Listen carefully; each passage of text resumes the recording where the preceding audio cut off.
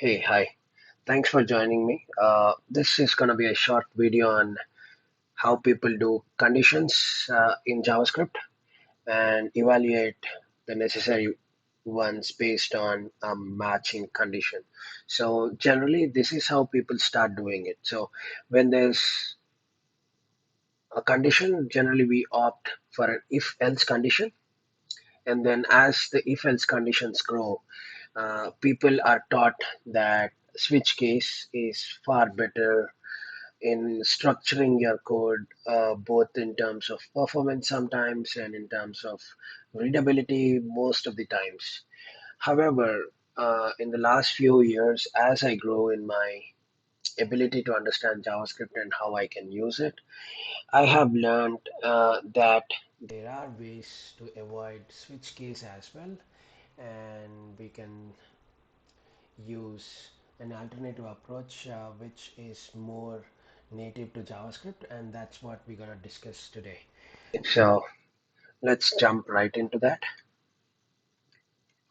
So is uh, this is an article that I wrote 5 years ago in 2017, which essentially sets up the tone and the context for how I ended up knowing that over 7 years, that time switch case was far better than the if else, and that's the ultimate choice for handling conditions. And then as I grew, I found that the object literals that we have within the JavaScript can be used to achieve this. And then I went on to write a couple of articles that explain this. So I want to speak about the same today in our quick coding demo. So for the ease of time to save time, I kind of have this old file that I pulled it up for some reason, and then uh, say for example, there's a role-based view of data for an apartment that we want to publish, and uh, okay, an apartment that we want to publish. So it essentially is that when an admin looks at data, the data has more information than when a security at the gate is looking at, because they don't essentially have to expose any personally identifiable information like phone number. So in such case, what do? We say probably, hey, if it's an admin, do so and so, call a function that returns a huge amount of data, or you declare an object at the very high level and then keep adding values based on what's their role. In both the cases, it's not that great. So people tend to say, hey, you know what, I would probably return the name issuer, uh, phone number. Did I get any intelligence? Okay, phone number. So phone number is 1 2 3 4 5 6 7 8 and 9, and then say extension number is is probably, oh yeah, just keep it newer a number. Okay, if it's a security, then I would say probably, you know what, I would not want to expose the phone number but just the extension. And in this case, when if the role is not really mentioned, I would return no role access access. So if yeah, just loop this in console log.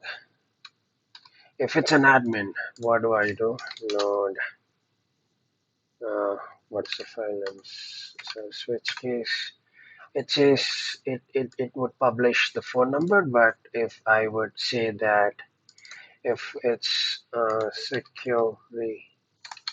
security, then it would just publish two properties, an object with just two properties.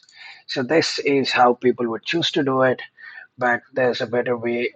For the interest of time, I have written this instead of writing a full if condition within a function.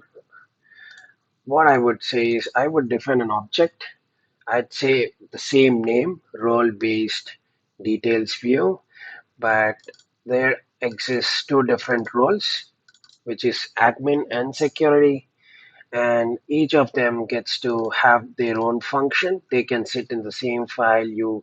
If it's a huge computational operation, a huge business logic that you're writing, you can just pull this function out into a different file and start calling it. So essentially, the essence of this video is to understand how we can use the object literal syntax to achieve the uh, same technical and functional deliverable that we would want to do. We would have done it with switch case. So they get their own independent functions, and it's again the same one. Like I pass in what's the role to this object literal, and then because this object literal would return me a property which is of type function, I would invoke it as a function. Otherwise, if I just do this,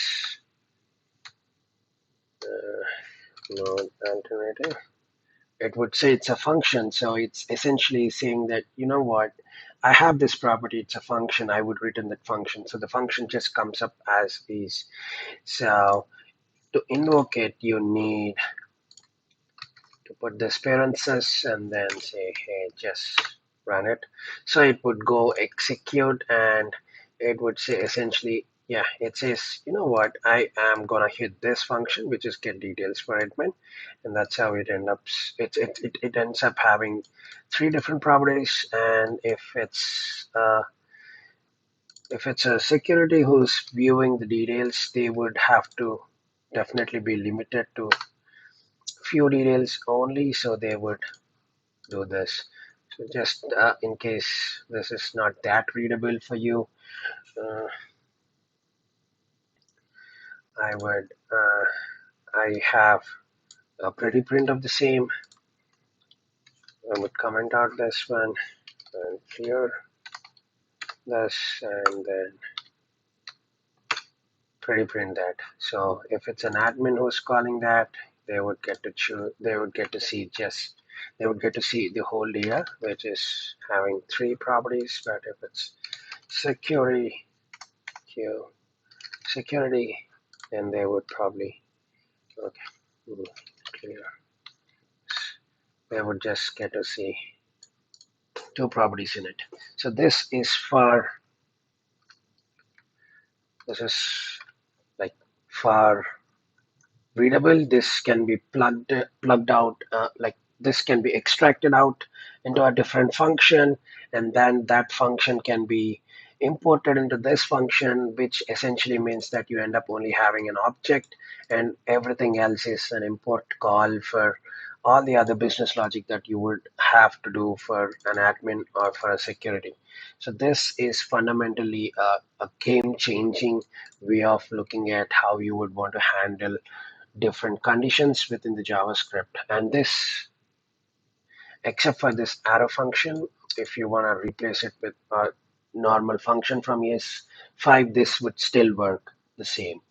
It's not anything specific to ES6 or ES6 Plus feature. So this is something that I want to discuss in this. And yeah, that's it for this video. We'll catch up in another one. Thank you. I'll have to stop recording, by the way.